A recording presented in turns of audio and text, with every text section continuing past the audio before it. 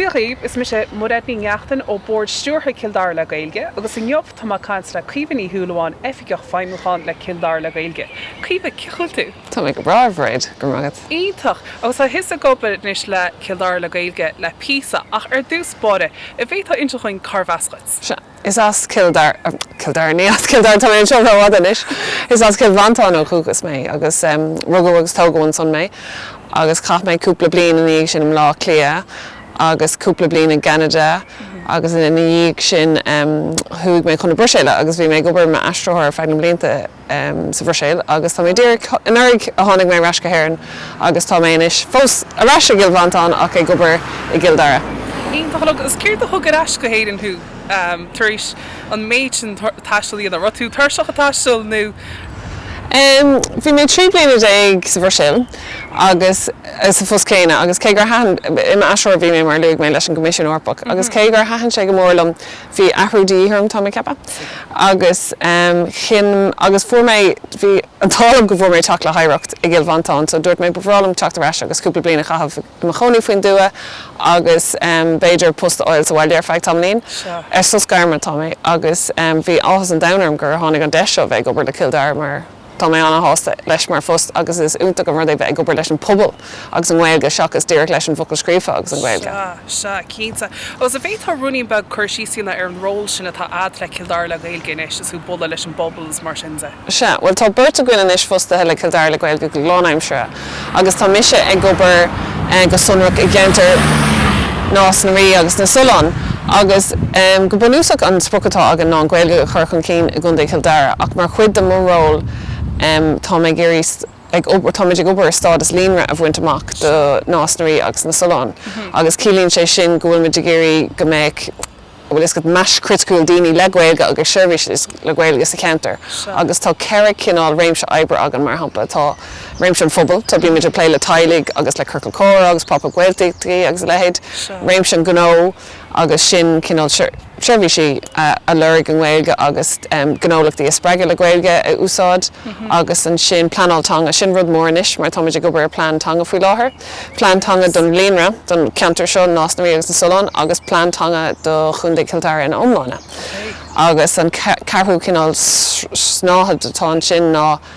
an cultúrlinn, so sin fís fad termachta agan onad cultúrtha a bheith agan I Cill Dara agus átaméich an Gaeilge ranganí Gaeilge mar sin de chomáile sin áit cultúra áit teach le chéile agus glór eile. So tá glór clúdaí hin sinad idir a méid rudaí tá ar fáil le hí pobl na Gaeilge seo I gunda Cill Dara ní hamháin beidir sa líonar sin nás na rí agus na Sulán. A cisart imachtaí vín ar siúlagaí was os cían na rangan agus rudí eile, mín imachtaí ar le san spéisiir siúlagaí. Bíon cinnte agus ó thosaigh mé sin is mí bheanform ar hampla, thosnig mé leabhar, well ag comhádú seisiún le thuirta sa leabharlinn, so gach caiicí sin seo I leabharlinn nás na rí bíon seisiún le thuirta de lenaí, so feilmíonn siad cúpla rán agus árán agus an sin bíon cúpla scéileán agus bunaigh siad anna hana bhas. Bíon sin ar siúil mar dúirt mé gach caiicís agus an sin thosnig mé club leabhar, bíon sin ar siúil sa leabharlinn an seo nás na rí uair sa bhí gach an céad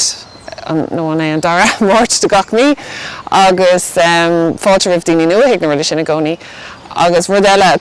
rud mór réisiúnta mór bhfuil mé gobar ar faoi láthain ná ceolcharm. Beidh sin ar siúil in nás na rí ar an triúla déag de bhína bealtaine, agus duine áitiúil Ciarán ó Matthew a bheith a chur an seo le chéile abramis, agus beidh idir filiocht agus ceol tríd na híisne an, agus sin go méid sé anna hanmhach, beidh sin ar siúil Macaulay Place ar an triúla déag de bhína bealtaine. Mátá sim ag daoine a freastal ar le sin go ócáid carféide lethú ar ticead atá chu cheannach nó cábhaí siad an solas maidir leis an imeacht sin. Se, tá méidir anna gníomhah ar na meán san an gnáradí cosú le Facebook agus Twitter agus Instagram, tá Steve Grace an agan agus bíon an nuacht is déine ar sin agus bíon nuachlitir agan. Chuile faoi láthair chuir muidir amach chuile gá VA, is féidir chlóriúil don nuachlitir ar an Steve, Cill Dara le Gaeilge.ie, tá sé an éas go cuioine fear, agus se nó is féidir teacht arna ag ólas ag Cill Dara le Gaeilge.ie má tá ceiste ag daoine. Ítach a lug. Céir de sprág de hím hain a chuomh maidir le dul I dro gadim le Gaeilge nó ar a binne rud a bhí ar réonsa a gúnaí slaí. Ní dólam go bhista go hain cad a bhí Dhéim mé céim drasta mé ar bheanscoil an Gaeilge, agus bhí sim gom sa Gaeilge. Ach níor haigh mé go méid garma gom le Gaeilge, agus mar tharlaíonn bhí mé go bhfuil leis an Gaeilge ó dag mé an ollscoil. Rinne mé Gaeilge agus béileadas ar an ollscoil. Thu mé go Canada chun máisteach sa bhéileadas dhéanamh, agus bin beidir an tain dá bhliain de héal nuair nach raibh an Gaeilge timpplairm, agus hiig mé sin ar tháinig mé rais gur sin rud a bhí weim, agus bhí an tálam an sin bheith go leis an ranse Luganamnacha, agus ag Gaeilgeháin a bhíonn san obair an sin ar siúil san ifig mar hampla.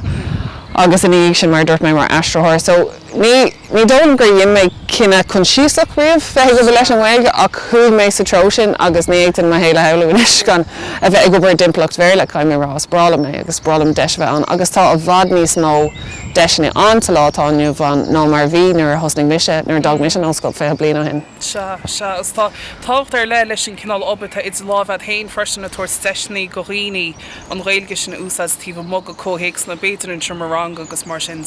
agus freisin taú lethú atá gúsas an Gaeilge si Shúilleabháin, so goíonn mu gachrá ar do chudáibre inis agus na míana atá rút leis na himachtaí éagsúla agus ba súil go mór leis na éach sinna eiceil ar an tríúlá go bhí beltainna chomá. Sin ionach le go chuomh is gur míle maithad as bheling as go goíonn mu gachrá ar do chudáibre na míana atá rút. Gur mágad a bhréid.